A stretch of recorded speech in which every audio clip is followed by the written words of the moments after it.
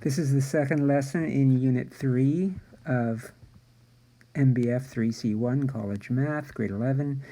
This one is about collecting and analyzing data. So we've already looked at in the first lesson, we looked at some things to do with statistics. Here are some more basic ideas we need to know if we're going to talk about statistics intelligently. So the first thing is we want to talk about sources. So where are we getting our data from? Obviously, there's good and bad, better and worse types of sources. And in addition to that, we can break it down into a primary source or a secondary source. Primary source simply means a person who collects the data, him or herself. Okay? So if you are doing a survey, if you are using the data yourself and you collect your own data, then, then that's a primary source. Secondary source just means that the data has passed through someone else. So you may have gotten it from a book or off the internet or wherever, but you did not collect it yourself. So those are pretty straightforward, hopefully. So here's an example. Classify the data as coming from a primary or secondary source. A survey you do of your friends. Well, that would be primary, right? Because you're doing it. An internet search to find information.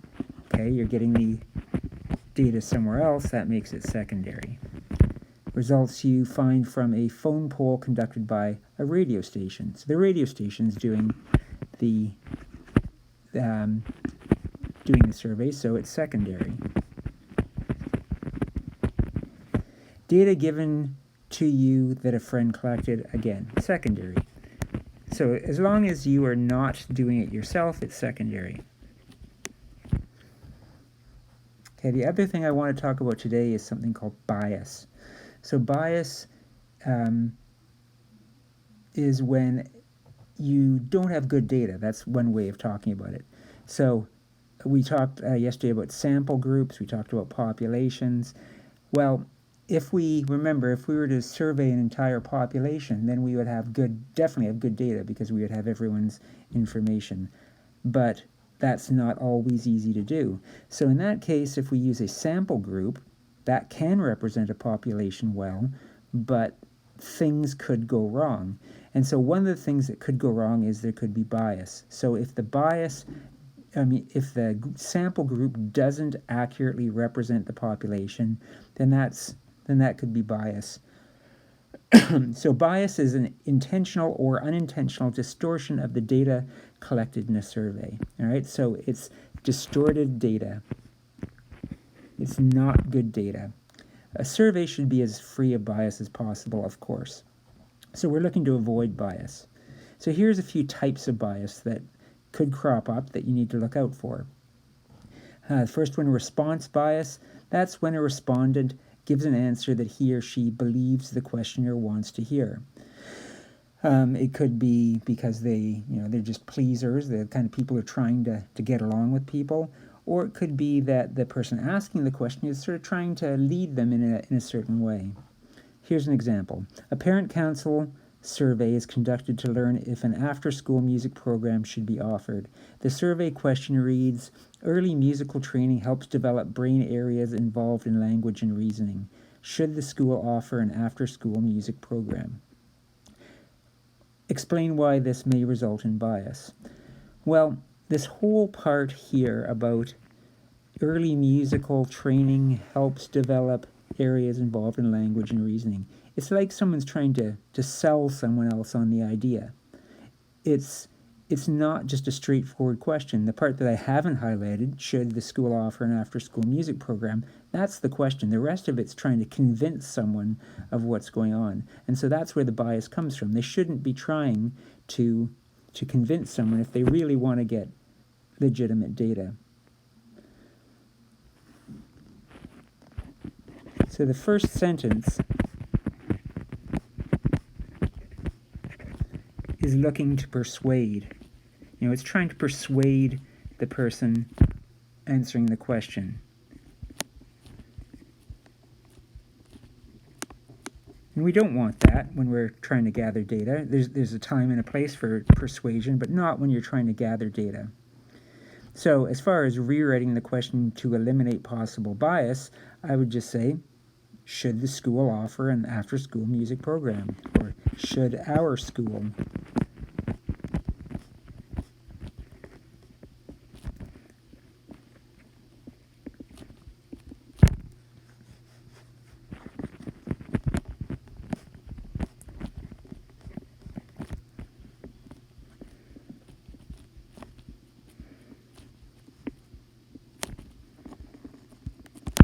And that would be good enough on its own. Another type of bias is called measurement bias. In this course, we're going to define measurement bias to be when all possible options do not have an equal opportunity of being chosen. So some options are left out, and if an option's left out, then obviously it can't be chosen. That's going to introduce bias. So, for example, Andre wrote this survey question. Who do you think is the best female tennis player of all time? And then they list a bunch of them: Martina Navratilova, Billie Jean King, Chris Evert, Serena Williams, others. A lot of these are tennis players from the past, obviously. You probably haven't even heard of some of them. You may recognize the names Serena Williams or Venus Williams, who's not even on the list. That's the whole problem. Not everyone's on the list. What if you thought Venus Williams was the greatest female tennis player of all time? Yes, they have the other there, but it's up to the person answering the question to have to do that extra step of thinking who it's going to be. So, not everyone has an equal opportunity of being chosen. So rather than write that out all again, I'm just going to say see above.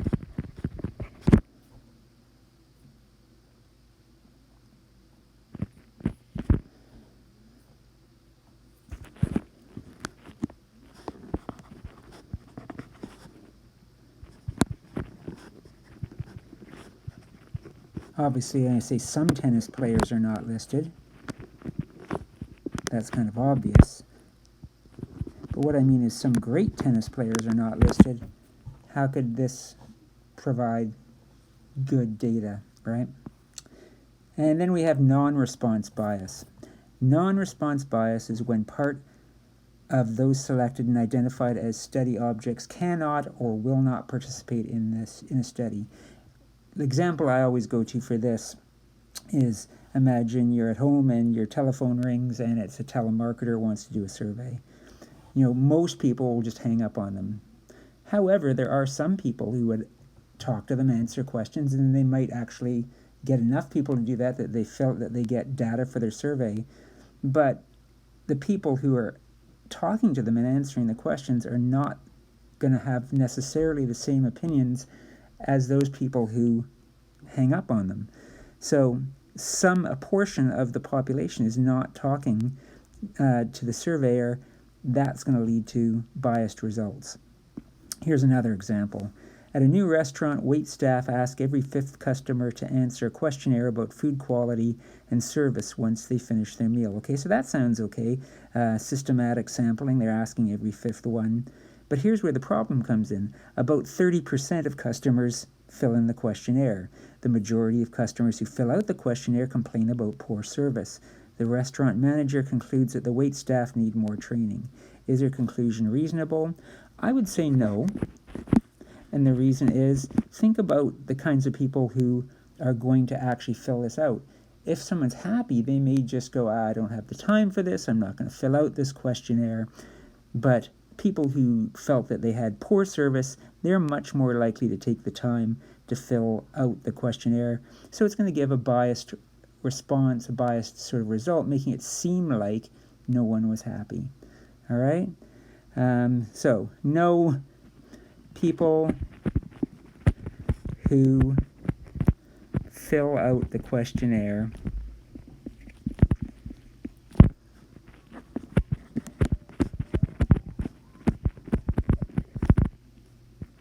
might have a particular reason for doing so. And again, that reason would be different from people who don't fill out the questionnaire.